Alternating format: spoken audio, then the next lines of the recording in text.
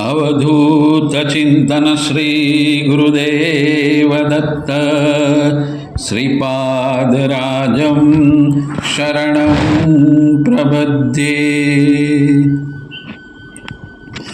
गुरु सेवा जे आदरे करे थाय ते पार क्यांथी तेने दुख ए सदा सुखी निर्धार थाय तुष्ट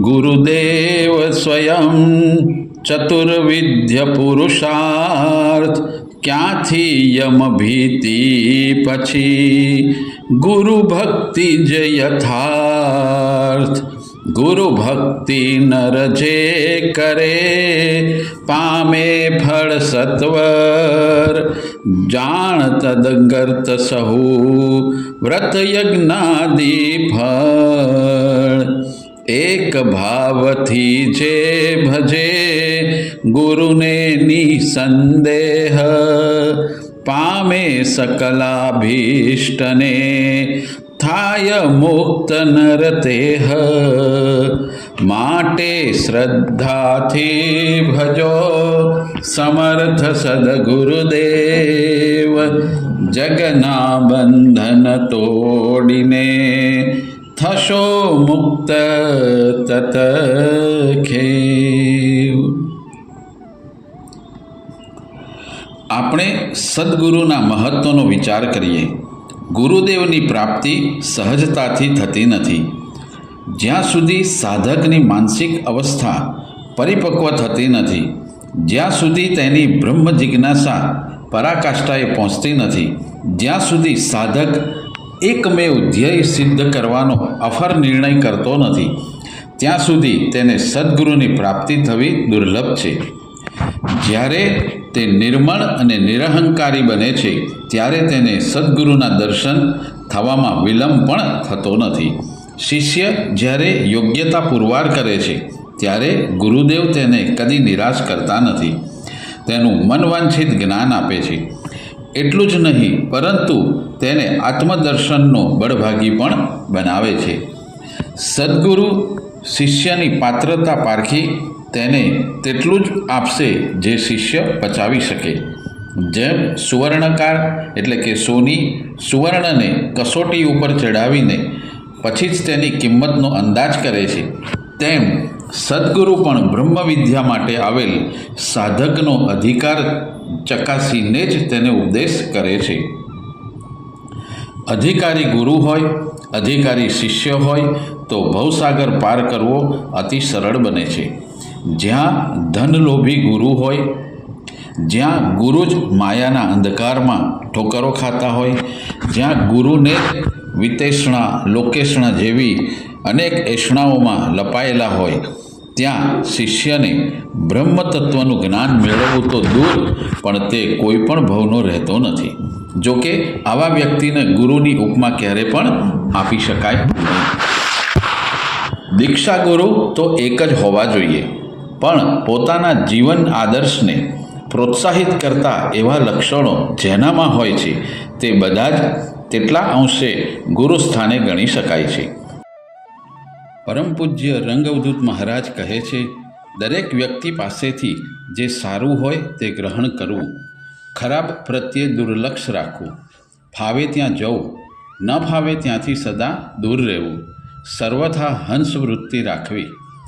કાગડો કાં કાં કરે એમાં એનો દોષ નથી, કેમ કે એ એનો સ્વભાવ પડ્યો। એના બાહ્ય રંગથી ભૂલ થાપમાં પડી એની પાસેથી કોયલના જેવો ઐક્ય ભાવનો મધુર ટહુકાની આશા રાખનાર જ મૂરખ છે। પોતાનો ચોપડો ચોખ્ખો રાખો, બીજાના જમે ઉધારની પંચાતમાં ના પડવું, કોઈ સદભાવે પૂછે તો એનો મેળ બેસાડવામાં મદદ જરૂર કરવી।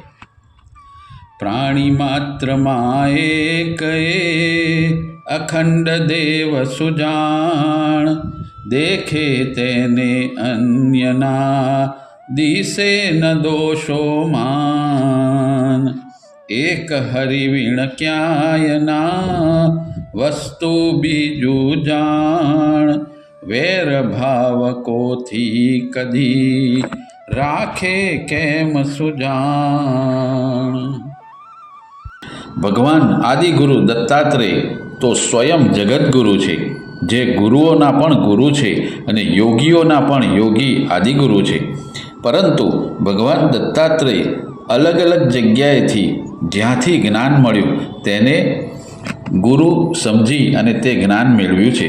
દત્તાત્રેય ભગવાને 24 જગ્યાએથી અલગ અલગ જ્ઞાન પ્રાપ્ત થયું તો તેને ગુરુ ગણાવ્યા. તો આવો ભગવાન દત્તના આ 24 ગુરુઓ અને તેમની પાસેથી તેમણે મેળવેલ જ્ઞાનને સમજવાનો પ્રયત્ન કરીએ. ભગવાન દત્તાત્રેયે પોતે કરેલા 24 ગુરુમાંથી પોતે શું શું ગ્રહણ કરેલું તેનું વિવરણ દત્તાવતારી નારેશ્વર નિવાસી પરમ પૂજ્ય રંગવદૂત મહારાજે પોતાના વરદ ગ્રંથ શ્રી ગુરુ લીલામૃતમાં ખૂબ જ અદ્ભુત રીતે વર્ણવ્યું છે. તો આવો તેનું હવે આપણે શ્રવણ કરીએ. દત્ત ભગવાનના પ્રથમ ગુરુ છે પૃથ્વી. પૃથ્વી સહનશીલતાનું એક અદ્વિતીય દૃષ્ટાંત છે. લોકો પ્રાણીઓ તેના પર ચાલે, લાતો મારે, ખાડો ખોદે, ખેડે, મળત્યાગ કરે, છતાં પૃથ્વી ક્યારેય કોપ કરતી નથી. તે વિચારે છે કે આ સઘળા જ મારા બાળકો છે, હું તેમને અહીંથી જવાનું કહીશ તો તે ક્યાં જશે? મારા પ્રારબ્ધમાં આ પ્રમાણે નિયત થયું હશે. દત્ત ભગવાન કહે છે, વૃક્ષ મારો ઉપગુરુ છે. તે જીવનભર એક જ સ્થળે રહી સ્વયં તાપ, વરસાદ વગેરે સહન કરે છે અને કેટલાય વટેમાર્ગોને છાંયો આપે છે. તે ફળ ફૂલ આપે છે અને તેના મૃત્યુ પછી તેના લાકડાનું રાચરચીલું બનાવવામાં આવે છે અને ઈંધણમાં કામ લાગે છે. તેને બાળી નાખ્યા પછીથી તેની રાખ ખેતરમાં ખાતર તરીકે ઉપયોગ થાય છે. પૂજ્યશ્રીએ વૃક્ષને આવા પરોપકારી સ્વભાવને કારણે સાધુવર શબ્દથી નવાજ્યું છે. પ્રભુ કહે છે, મનુષ્યએ પરોપકાર કરવો જોઈએ. શક્ય હોય તો બીજાને મદદરૂપ થવાનો પ્રયત્ન કરવો જોઈએ. પરોપકાર કરતાં જાત ઘસી નાખવી જોઈએ. અતિથિને પ્રેમથી આવકારી આશરો આપી યથાશક્તિ સંતોષ આપવો જોઈએ. વૃક્ષ પર જેમ ફળ આવે છે તેમ તે વધુ નીચે તરફ ઢળે છે, તેમ સંપત્તિ આવતા મનુષ્યએ નમ્ર થવું જોઈએ. ભગવાન કહે છે, આ પ્રકારનો બોધ મેં વૃક્ષ પાસેથી લીધો. આગળ દત્તપ્રભુ કહે છે, મારો બીજો ઉપગુરુ પર્વત છે. પર્વત પોતાના પેટાળમાં વિવિધ પ્રકારની ધન સંપત્તિ રાખે છે, તેથી તે મનુષ્યો પર ઉપકાર કરી શકે. તે પોતાના દેહમાં વિવિધ ગુફાઓ રાખે છે, જેમાં સાધુ સંતોને આશરો આપે છે અને સાધુઓ ગુફામાં રહી પોતાનો શ્રેય સાધે છે. આ જ રીતે મનુષ્યએ વિદ્યાધન એકઠું કરી બીજાના જ્ઞાન માટે વાપરવું જોઈએ. તેણે સાધુ સંતોને આશ્રય આપવો જોઈએ. દત્ત પ્રભુના બીજા ગુરુ છે વાયુ. દત્ત ભગવાન બીજા ગુરુ તરીકે વાયુને કહ્યો છે. વાયુ સર્વત્ર વ્યાપેલો છે, છતાં ક્યાંય લિપ્ત થતો નથી. તે જ રીતે મુમુક્ષુએ સદા વિરક્ત રહેવું, નિર્લેપ રહેવું જોઈએ. પ્રભુ કહે છે, વાયુ પાસેથી મેં અનાસક્તિનો ગુણ સ્વીકાર્યો છે. વાયુ ગમે તેવા શીત કે ઉષ્ણ પ્રદેશમાં ફરે છે, પરંતુ તેના પર કોઈ બીજા ગુણદોષ આરૂઢ થતા નથી. વાયુ દેહમાં રહે છે, છતાં તેને અહંકાર આદિ સ્પર્શતા નથી. તે અલિપ્ત રહે છે. તેમ મુમુક્ષુએ ગમે તેવા સંજોગો આવે પણ અલિપ્ત રહેવું જોઈએ. દત્ત પ્રભુના ત્રીજા ગુરુ છે આકાશ. પ્રભુ કહે છે કે મારો ત્રીજો ગુરુ આકાશ છે. તે નાના ઘડામાં અને બહાર એક સરખું વ્યાપેલું હોય છે. તેમ આત્મા પણ જુદા જુદા દેહમાં અને સચરાચરે વ્યાપેલો છે. તે નિર્વિકાર, નિશ્ચલ અને નિસંગ છે. પૂજ્યશ્રી આગળ સમજાવતા કહે છે કે વિવિધ દેહ કાલ, કર્મ અને ગુણને આધીન છે. આ ત્રણેયનો સંબંધ છે ત્યાં સુધી દેહ અલગ અલગ રૂપો ધારણ કરે છે. એક સુંદર દ્રષ્ટાંત આપતા પૂજ્ય રંગવદૂત મહારાજ કહે છે કે નદી એક ધારી રીતે વહે છે. તેને જોનારને તેના ઉદ્ગમ સ્થાનની ખબર નથી હોતી, એટલે તેને એકલું વહેતું પાણી જ દેખાય છે. આ જ પ્રકારે સંસાર એક વહેતી નદી જ છે. તેના ઉદ્ગમ સ્થાનની ખબર જેને નથી તે તો વચ્ચે સંસારનું વહેતું પાણી જ જુએ છે, અનુભવે છે. જગતના નિર્માણનું કારણ કર્મ છે. સારા નરસા કર્મના પોટલાનો હિસાબ ચૂકવવા જીવને વારંવાર આવવું જ પડે છે. કર્મની સાથે ગુણત્રય તથા કાળનો સંયોગ થાય છે. પરિણામે માયાત્મક સંસારની રચના થાય છે. તેના ઉદ્ગમ સ્થાન અને અંતની ખબર નહીં હોવાથી મધ્યની અસ્થિર નશ્વરની જાણ રહે છે. આ આભાસી છે, અનિત્ય છે. કર્મ, ગુણ અને કાળ દેહથી જુદા થાય છે ત્યારે દેહ મૃત્યુ પામે છે, પરંતુ તેમાં રહેલો શાશ્વત આત્મા મરતો નથી. તે મરતો નથી કે મારતોય નથી. તે તો વ્યોમવત સર્વત્ર વ્યાપેલો જ હોય છે. જેમ આકાશમાં રહેલું આકાશ તત્વ ઘડો હાલતો લાગે છે, છતાં તે નિશ્ચલ છે. ઘડો ફૂટતા વ્યોમ ક્યારેય ફૂટતું નથી, તેમ દેહ મરતા આત્મા પણ મરતો નથી. પ્રભુના ચોથા ગુરુ છે પાણી. નિર્મળ પાણીની જેમ અંતરમાં આર્દ્રતા રાખવી, સર્વે પર સ્નેહ રાખવો, વેરઝેર રાખ્યા વગર હળીમળીને રહેવું. જેમ સ્વચ્છ પાણીનો બધા જ આગ્રહ રાખે છે, તેમ બીજાને ગમે તેવું બોલવાથી બધા વશ થાય છે. પાણી બધાનો મેલ ધોવે છે, તેમ સંતે પણ તેમના સંપર્કમાં આવનાર સર્વેનો અંતર્મળ ધોવો જોઈએ. એક જ સ્થાનમાં ભરે રહેલું પાણી ગંધાતું થઈ જાય છે, જ્યારે વહેતું પાણી નિર્મળ હોય છે. તેથી સાધુ પુરુષે ક્યારેય સ્થાનનો આગ્રહ ન રાખતા સદાય વિચરતા રહેવું જોઈએ. પ્રભુના પાંચમા ગુરુ છે અગ્નિ. દત્તપ્રભુ કહે છે, અગ્નિની માફક અંતરમાં હંમેશા જાગ્રત પ્રદીપ્ત રહેવું અને હંમેશા તપશ્ચર્યા કરતા રહેવું. જે મળે તે ભક્ષવું, ક્યારેય તેનાથી લેપાવું નહીં, તેમાં આસક્તિ સેવવી નહીં. જ્યાં જરૂર જણાય ત્યાં યોગીએ પોતાનો ગુણ પ્રગટ કરી ભક્તના પાપ બાળવા જોઈએ. અગ્નિમાં જે નાખવામાં આવે છે તેને કોઈ પણ વિરોધ વગર સ્વીકારી પોતાના સમાન બનાવે છે. તેમ યોગીએ લુખું સૂકું જે મળે તે ખાઈ ભક્તને તારવા પ્રયત્ન કરવો જોઈએ. દત્તપ્રભુના છઠ્ઠા ગુરુ છે ચંદ્ર. દત્તપ્રભુ કહે છે, ચંદ્રની કળાઓ વધે છે અને ઘટે છે, પરંતુ તે તો આભાસ માત્ર છે. લોકોને એમ લાગે છે કે ચંદ્ર વધે છે અને ઘટે છે, પરંતુ આ કલાઓ વધવા ઘટવાથી ચંદ્ર વધતો નથી કે ઘટતો નથી. તેમ આત્માને દેહના સંબંધથી કોઈ અસર થતી નથી. દેહ પૃષ્ઠ થાય કે કૃશ થાય કે દેહ નાશ પામે તો પણ આત્માને કોઈ અસર થતી નથી. તે જન્મ મરણથી પર છે. સાતમા ગુરુ છે રવિ. ભગવાન કહે છે, સવારથી સાંજ સુધી ફરતો દેખાતો સૂરજ ખરેખર તો સ્થિર જ છે. તે જ પ્રમાણે પ્રતિદેહમાં વસતો આત્મા ફરતો લાગતો હોવા છતાં તે સર્વત્ર વ્યાપક હોવાને કારણે સ્થિર છે. સૂર્ય પરોપકાર અર્થે પાણીનો સંગ્રહ કરી જરૂરિયાત હોય ત્યાં વર્ષા કરે છે, તેમ સંત પુરુષે લોક ઉપયોગી ચીજ વસ્તુ નિર્લેપ ભાવે સંગ્રહી રાખી જ્યાં જરૂર હોય ત્યાં આપવી. સંતે જ્ઞાન સંગ્રહ કરી જરૂરિયાતવાળાને આપવું જોઈએ. આઠમા ગુરુ છે કપોત. દત્તપ્રભુ એક કપોત કુટુંબનું ઉદાહરણ આપીને કહે છે કે પોતાની સ્ત્રી બાળકો તરફની મમતા, મોહ, પ્રેમને કારણે કપોત પોતાનો પ્રાણ ગુમાવે છે. તેના પરથી મેં એવો બોધ લીધો કે મોહ ત્યાગ કરવો, સાવધાન રહી અનાસક્તિથી રહેવું. નવમા ગુરુ છે અજગર. પ્રભુ કહે છે, જીવ માત્રને મળી આવતું સુખ દુઃખ તેના પૂર્વકર્મ પ્રારબ્ધને આધીન હોય છે. તેથી સુખ માટે જ્યાં સુધી ભટકવાનું મૂકી અજગરની જેમ એક જગ્યાએ જાગૃત પડી રહી મળે તે ગ્રહણ કરવું. ઇન્દ્રિયોનું સુખ પણ પ્રારબ્ધને આધીન છે, તેને માટે ફાંફા મારવાનો કોઈ અર્થ નથી. ઇન્દ્રિય સુખ માટેના બે અનુપમ દોહરા પૂજ્ય રંગવધૂત મહારાજે ખૂબ સુંદર રીતે રચ્યા છે. જતા શ્વાન યોનીમાં મળે શુનિક ભોગાર્થ જેમ, થતા ઇન્દ્રપદ પ્રાપ્ત ત્યાં ઇન્દ્રાણીએ. આટલું કહી પૂજ્ય શ્રી ઇન્દ્રિય સુખથી પ્રાપ્ત થતા સુખની ઠેકડી ઉડાડતા નર્દમ સત્ય આલેખે છે.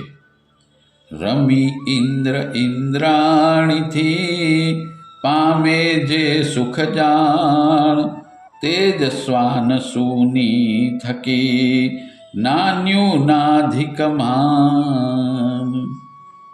દત્ત ભગવાન કહે છે કે જ્ઞાની પુરુષે હંમેશા પ્રારબ્ધ પર ભરોસો રાખી ઉદાસીન પરંતુ જાગ્રત રહી જે સમયે જે મળે તે સ્વીકારવું, ક્યારેક ના મળે તો પણ તેનો શોક કરવો નહીં. દત્તપ્રભુના 10મા ગુરુ છે અબ્ધિ. ભગવાન કહે છે કે સમુદ્રમાં અસંખ્ય નદીઓ પોતાનું પાણી ઠાલવે છે, છતાં તે છલકાતો નથી. ઉનાળામાં પ્રચંડ કિરણોના તાપથી તે સુકાતો પણ નથી. તે જ રીતે મનુષ્યએ સુખમાં છકી ન જવું અને દુઃખમાં દુઃખી ના થવું અને પોતાના ધર્મને અનુસરીને સ્વકર્મમાં રત રહેવું. આગળ દત્તપ્રભુ કહે છે કે સમુદ્ર ખૂબ ઊંડો છે, તેમાં રત્નોના ભંડાર ભર્યા પડ્યા છે, છતાં તે ક્યારેય પ્રગટ કરતો નથી. તે જ રીતે મુમુક્ષુએ પોતાના જ્ઞાનને કારણ વગર પ્રગટ કરવું નહીં. મરજીવો જેમ જીવ સટોસટની બાજી મારી રમી સમુદ્રના તળિયે જાય છે, તેને સમુદ્ર રત્નો આપે છે, તે જ પ્રમાણે સંત પુરુષે યોગ્યતાને ધ્યાનમાં લઈ જ્ઞાનદાન કરવું. આગળ 5 જ્ઞાનેન્દ્રિયજન્ય આસક્તિ વર્ણવીને તેનો ત્યાગ કરવાનું પણ પ્રભુ કહે છે. 11મા ગુરુ છે પતંગિયું. દીપકને જોતાની સાથે પતંગિયું તેની તરફ આકર્ષાઈને તેની જ્યોતમાં પડે છે અને તેમાં ખુવાર થઈ જાય છે. આ જ રીતે મનુષ્ય અત્યંત લાવણ્યની સુંદર સ્ત્રીને જોઈ તેની તરફ આકર્ષાય છે અને પરિણામે ખુવાર થાય છે. રૂપ તરફની આસક્તિ મનુષ્યને પાયમાલ કરે છે. પૂજ્ય શ્રી રંગવદૂત મહારાજે ખૂબ જ સુંદર દેખાતા શરીરના જુગુપ્સાપ્રદ પાસા તરફ ધ્યાન દોરતા આબેહૂબ વર્ણન કરતા દોહરાઓ પ્રયોજ્યા છે. ગોળો અસ્થિ માસનો જોઈ નજરે તેમ, મલમૂત્રાદિક પૂર્ણ એ રમે તત્ર નર કેમ. દુર્ગંધીનું સ્થાન જે વ્રણપ્રાય તું જાણ, લાગે સુખ જો ત્યાન કર્યા થાવ કીટમાન.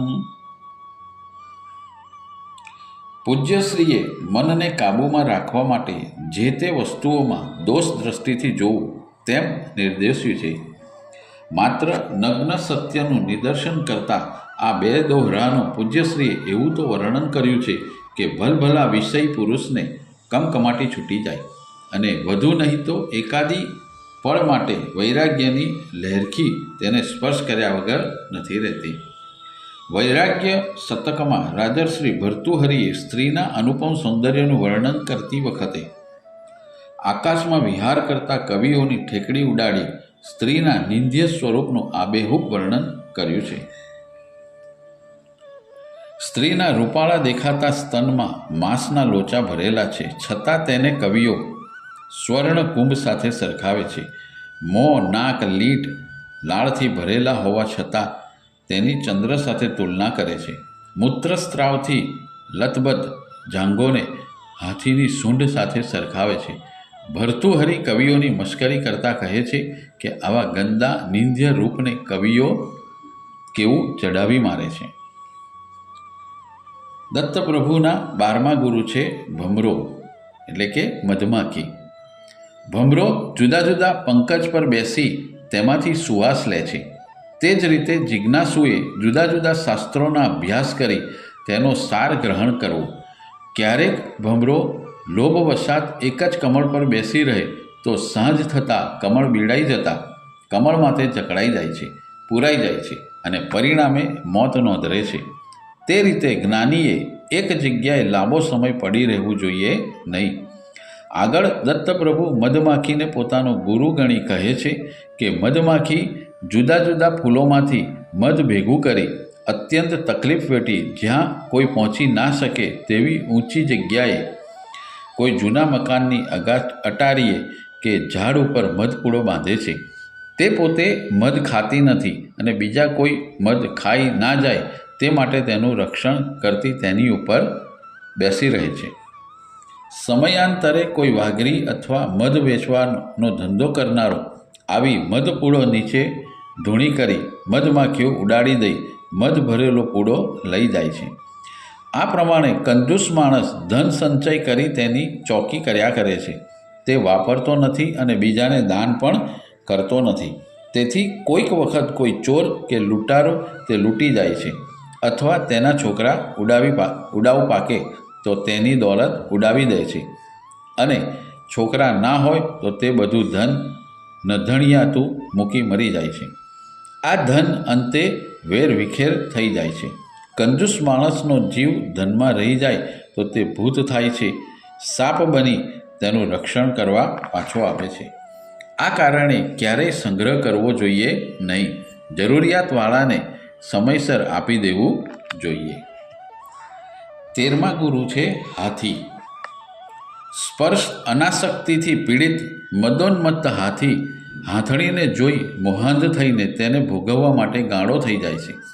હાથીની આ નબળાઈનો ઉપયોગ કરી હાથી પકડનારા ખાડો કરી તેની ઉપર ઘાસ પાથરી ખાડાની બીજી બાજુ લાકડાની હાથણી રાખી તેની પર હાથીનું ચામડું ઉડાડી રાખે છે.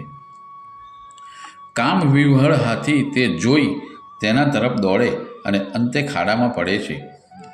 અંતે સ્ત્રી લોલુપતાને કારણે અથવા કોઈપણ વિષય જીવને કારણે જીવ ગુમાવે છે. આ જ પ્રમાણે કામાંધ પુરુષો કુલટા સ્ત્રીના પાસમાં સપડાઈ જઈ ખુંવાર થાય છે. આ ઉદાસીનથી મનુષ્યએ સ્પર્શ અનાસક્તિ ત્યાગવી. 14મા ગુરુ છે મધુહારક. દત્ત ભગવાને જેમ મધનો સંગ્રહ કરનાર મધમાખીને ગુરુ માની છે તેમ મધપૂડાને લૂંટી જનારને પણ પોતાનો ગુરુ તરીકે સ્વીકાર્યો છે. મધમાખી ધન સંચય કરે અને મધુહારક મધમાખીને તૈયાર કરેલું મધ લૂંટી જાય છે અને આ રીતે તે પોતાના કુટુંબનું ગુજરાન ચલાવે છે. એ પ્રમાણે યોગીએ ધ્યાન, જાપ, તપરત રહેવું જોઈએ. ખોરાક બનાવવા વગેરેની કડાકૂટમાં પડ્યા વગર કોઈ ગૃહસ્થીને ત્યાંથી ભિક્ષા માગી લાવી તે આરોગવી. આને પરિણામે વધારાનો મળતો સમય તપ, ધ્યાન, જપ કરવામાં વિતાવવો અને આત્માનો શ્રેય કરવું જોઈએ. દત્ત પ્રભુના 15મા ગુરુ છે મૃગ. શબ્દ, નાદ, ગાનની આસક્તિથી મૃગ પોતાના પ્રાણ ગુમાવે છે. હવાની જેમ ખૂબ ઝડપથી દોડી શકતા કસ્તુરી મૃગને પકડવા માટે માણસો ખૂબ મધુર તાલ, લય, સ્વરવાળું ગીત આલેખે છે. તેના સુમધુર ગાનને કારણે કસ્તુરી મૃગ ખેંચાઈ આવે છે અને ગીતમાં લીન થઈ જાય છે અને અંતે તે પકડાઈ જાય છે અને તે પોતાનો પ્રાણ ગુમાવે છે. આ પ્રમાણે સ્ત્રીના ગાનથી, મીઠા મધુરા અવાજથી આકર્ષાય પુરુષ પોતાનું ધન યૌવન ગુમાવે છે. તેથી શબ્દનો મોહ છોડી અંતરમાં પ્રભુ ભજન કરવું, પ્રભુમાં લીન થઈ અનાહત નાદનું શ્રવણ કરવું જોઈએ. 16મા ગુરુ છે મીન એટલે કે માછલી. માછલી પકડનારો એક માંસ ભરાવેલા લોખંડના આંકડાને પાણીમાં જવોળી રાખે છે. માંસ ખાવાની લાલચે માછલું તે પકડે છે અને આંકડો તેના મોંમાં પેસી જાય છે અને તે મૃત્યુ પામે છે. માત્ર જીભના સ્વાદના કારણે માછલી જીવ ગુમાવે છે. જીભના ચટાકાને કારણે ગમે તેવો સશક્ત માણસ પરવશ થઈ જાય છે અને રસનાના સ્વાદમાં આસક્તિ રાખી સંસારમાંથી છુટકારો મેળવી શકતો નથી. જીભને જીતવી ખૂબ જ અઘરી છે. જે જીભને કાબૂમાં રાખે છે તેને સંસાર તરી જવામાં તકલીફ પડતી નથી. જીભને જીતી લીધા પછી બીજી ઇન્દ્રિયો જીતવી સહેલી પડે છે. તેથી ધીમે ધીમે રસાસ્વાદ ઘટાડવો અને જીભને કાબૂમાં લેવી. 27મા ગુરુ છે વેશ્યા. દત્ત ભગવાન યદુરાજાને કહે છે કે વેશ્યા પણ મારો ગુરુ છે. વેશ્યા રોજ નવા નવા પુરુષોને સેવે છે લાજ શરમ છોડી તે રોજ નવા પુરુષની આશા સેવે છે. ક્યારેક કોઈ પુરુષ ના મળે તો તે નિરાશ થઈ જાય છે. તેને કારણે તે બેચેન થઈ જાય છે. તેને ઊંઘ પણ આવતી નથી. પરંતુ તે જો આશા મૂકી દે તો તેને ઊંઘ આવે. આ પ્રમાણે માણસે આશાનો ત્યાગ કરવો અને દેવ આધીન રહી જીવન જીવવું. 18મા ગુરુ છે ટીટોડી. દત્તપ્રભુ કહે છે કે સંગ્રહ કરી રાખવાથી અંતે દુઃખ ઉપજે છે. પ્રભુ ટીટોડીનો દાખલો આપી કહે છે, 5-25 ટીટોડીઓ માંસ લાવી સરખે ભાગે વહેંચી લે છે. બધી પોતાના ભાગનું ખાઈ ગઈ, પરંતુ એક ટીટોડીએ પોતાનો ભાગ સંગ્રહ કરી રાખ્યો. પોતાનો ભાગ ખાઈ જઈને ટીટોડીઓએ આ ટીટોડીને મારીને તેનો ભાગ પણ ખાઈ ગયા. તેથી સુજ્ઞ પુરુષે સંગ્રહ કરવો નહીં અને જ્યારે જે મળે તે સ્વીકારી લેવું અને અપરિગ્રહ વ્રતથી જીવન વિતાવવું. 19મા ગુરુ છે બાળક. બાળકને પોતાનો ગુરુ જણાવી ભગવાન દત્તાત્રેય કહે છે કે બાળક નિજાનંદમાં મસ્ત રહે છે. તે ચિંતા કર્યા વગર રમ્યા જ કરે છે. ધૂળ, કાદવ કે સુગંધ દ્રવ્ય તેને માટે સમાન છે. કોઈ ધમકાવે કે પ્રેમ કરે તેમાં તેને કોઈ ફેર પડતો નથી. કાલે શું થશે, ખાવાનું મળશે કે નહીં તેની ચિંતા તેને હોતી નથી. તે તો પોતાની મસ્તીમાં મસ્ત રહે છે. જ્યારે સંસારથી લેપાયેલો માનવી ચિંતાઓથી દોરાઈ જાય છે, તે આવતીકાલની ચિંતામાં અડધો થઈ જાય છે. તેની ઈચ્છાઓ પૂર્ણ થશે કે નહીં, તેની પ્રસિદ્ધિ મળશે કે નહીં, ધન સત્તા મળશે કે નહીં વગેરે ચિંતાઓથી તે પીસાતો જ રહે છે. પરંતુ બાળકની જેમ ન ફિકરો રહી પ્રભુ ભજન કરતાં કરતાં પોતાની ફરજો અદા કરી બધી ચિંતા ભગવાનને સોંપી પ્રભુ પ્રેરણા આપે તે પ્રમાણે કામ કરવું જોઈએ. 20મા ગુરુ છે કુમારી કંકણ. ભગવાન દત્તાત્રેય કહે છે કે માત્ર 2 કંકણ પણ ભેગા થાય તો તે અવાજ કરે છે. તેમ જ્યાં એકથી વધુ માણસ ભેગા થાય ત્યાં વાતોમાં સમય વહી જાય છે. પરિણામે ધ્યાન, જપ, તપ થઈ શકતા નથી. તેથી મુમુક્ષોએ એકાંત શોધી કાઢી સાધના કરવી, કોઈનો પણ સંગ કરવો નહીં. 21મા ગુરુ છે સાપ. સાપ બધાની નજરે પડે તેમ મોટે ભાગે રહેતો નથી. તે કારણ વગર કરડતો નથી અને ડંખ પણ મારતો નથી અને ક્યાંય પોતાનું ઘર બાંધતો નથી. પ્રભુ કહે છે કે ઘર બાંધવા જતાં તેમાં મમતા જાગે, અહંતા આવે. તેથી શક્ય હોય તો એકલા રહી પ્રભુ ભજન કર્યા કરવું. મિથ્યા વિતંડાવાદમાં પડવું નહીં અને એક જ સ્થાનનો મોહ ના રાખવો અને અખંડ સાધના કર્યા કરવી. 22મા ગુરુ છે સરકાર. ભગવાન કહે છે, બાણ તૈયાર કરનાર સરકાર પોતાના કામમાં એટલો બધો લીન થઈ જાય છે કે તેની સામેથી રાજાની સવારી પસાર થઈ જાય છે, છતાં તેને ખબર પડતી નથી. આમ કહી પ્રભુ કહે છે કે મુમુક્ષુએ આસન સિદ્ધ કરી, પ્રાણજ્ય કરી, મનોજ્ય કરી, ધ્યાનમાં બેસી ધ્યેયાકાર થવા પ્રયત્નશીલ રહેવું. આગળ પાછળ શું થાય છે તેનું ધ્યાન ન રાખવું. 23મા ગુરુ છે ભમરી. ભમરીને પોતાનો ગુરુ ગણાવતા ભગવાન દત્તાત્રેય કહે છે કે ભમરી માટીનું ઘર બનાવી કીડાને તેમાં મૂકી ડંખ માર્યા કરે છે. કીડો ભમરીની બીકથી સ્વયં ભમરી બને છે. તે જ રીતે મુમુક્ષુ ઈશ્વરનું ધ્યાન ધરતા ધરતા સ્વયં ઈશ્વરરૂપ બની જાય છે. આ માટે પૂજ્ય શ્રી રંગવદૂત મહારાજે સુંદર દોહરા પ્રયોજી જણાવ્યું છે કે બ્રહ્મરૂપ જે જીવતે કરતા બ્રહ્મ ધ્યાન, બ્રહ્માત્મૈક્ય જ્ઞાનથી થાય બ્રહ્મ નિર્વાણ. સ્નેહે દ્વેષે વા ભયે ધ્યાતા ઈશ્વર એમ, બને જીવ ઈશ્વર સ્વયં મા શંકા કરતે. કૃષ્ણ કૃષ્ણ કરતા થઈ ગોપી કૃષ્ણ સ્વરૂપ, ગુરુ ગુરુ કરતા શિષ્યનું રહે ન પૂર્વ સ્વરૂપ. દત્ત ભગવાનના 24મા ગુરુ છે કરોડિયો. દત્ત ભગવાને કરોડિયામાંથી પણ સાર ગ્રહણ કરી તેને ગુરુ તરીકે સ્વીકાર્યો છે. કરોડિયો પોતાની નાભીમાંથી તંતુ નિર્મે છે. તેનાથી જાળું બનાવી તેમાં એકલો ક્રીડા કરે છે. તે જાતે જ બનાવે છે અને જાતે જ તેનો નાશ કરે છે. તે જ રીતે આ વિશ્વનો રચનાર વિશ્વંભર ઈચ્છા માત્રથી આ વિશ્વ રચે છે અને તેમાં ક્રીડા કરે છે. કાળે કરી તેની ઈચ્છા થતાં સૃષ્ટિને પોતાનામાં સમાવી દે છે, સંહારે છે. આદિ અને અંતમાં એકલો પરમાત્મા જ છે. વચમાં પણ ત્રિગુણ થકી એકલો જ વિહાર કરે છે. તે કરતા હોવા છતાં અકર્તા છે. તે ખાવા છતાં ભૂખ્યો હોય છે.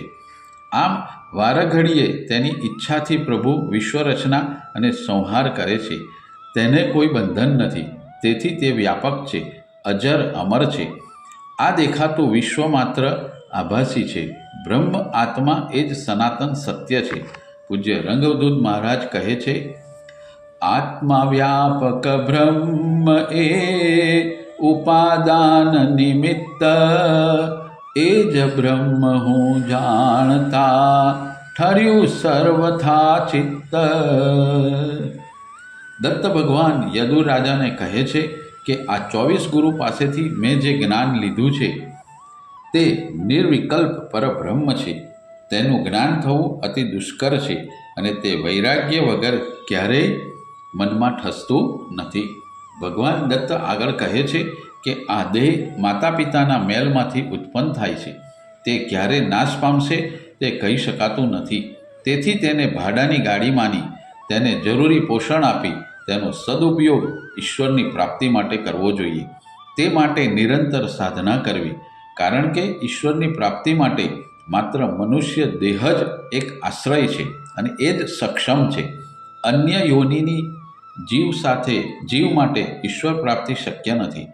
જો આ જન્મમાં મનુષ્ય દેહ પ્રાપ્ત કર્યા પછી પણ ઈશ્વર પ્રાપ્તિમાં અસફળ રહ્યા તો જ્યારે મૃત્યુ આવે ત્યારે સંસારમાં વાસના શેષ રહે અને જેવી રીતે વૃક્ષ પોતાની પાછળ બીજ રાખીને નાશ પામે છે અને તે બીજમાંથી ફરીથી દેહ ધારણ કરે છે, તેમ મનુષ્ય મૃત્યુ પછી અવશેષ રહેલા વાસના બીજને આધીન રહીને ફરીથી દેહ ધારણ કરે છે અને તે મનુષ્ય દેહ જ હોય તેમ ના કહી શકાય.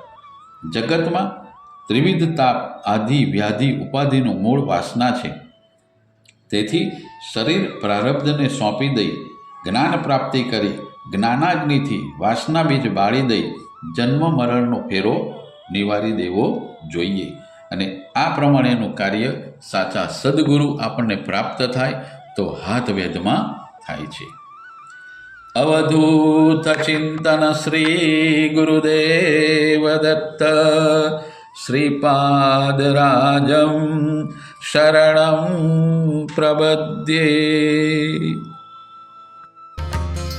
ગુરુદેવ દત્ત, ગુરુદેવ દત્ત, ગુરુદેવ દત્ત, ગુરુદેવ દત્ત, ગુરુદેવ દત્ત, ગુરુદેવ દત્ત, ગુરુદેવ દત્ત, ગુરુદેવ દત્ત, ગુરુદેવ દત્ત, ગુરુદેવ દત્ત, ગુરુદેવ દત્ત, ગુરુદેવ. તાલી પાડો તાલી. ગુરુદેવ દત્ત, ગુરુદેવ દત્ત, ગુરુદેવ દત્ત, ગુરુદેવ દત્ત, ગુરુદેવ દત્ત, ગુરુદેવ દત્ત, ગુરુદેવ દત્ત, ગુરુદેવ દત્ત, ગુરુદેવ